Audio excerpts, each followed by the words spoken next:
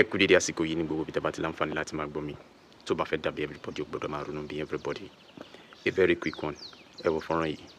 On Children's Day, I stand with painful solidarity, protesting for the children in the captivity of the Fulani beast. Dear fellow children in captivity, you are not forgotten. Here I am, calling for your safety. My voice and soul, they cry loud for your freedom. Please.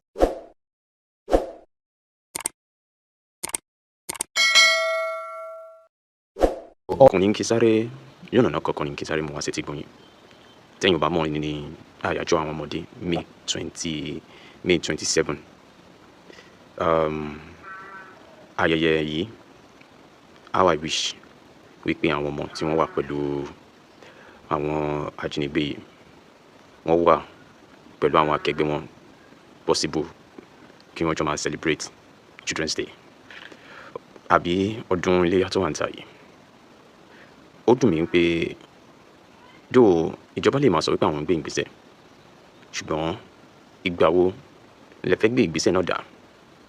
1 week and some days ni àwọn ọmọ yìí ti wà ní ibi tí àwọn arábí yìí àmọ́ bí wọ́n ṣe ń live àmọ́ bí wọ́n ṣe ń care fún wọn àmọ́ bí nǹkan ṣe dé dúró fún àwọn olùkọ́ wọn méje tí wọ́n jí gbé kó tó di pé wọ́n kú méjì wọ́n ti pa àwọn méjì.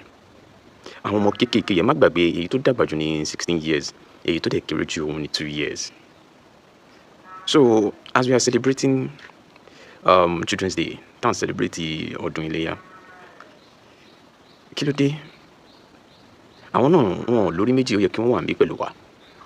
Àwọn náà jẹ́ ẹlẹ́ran bíi tiwa.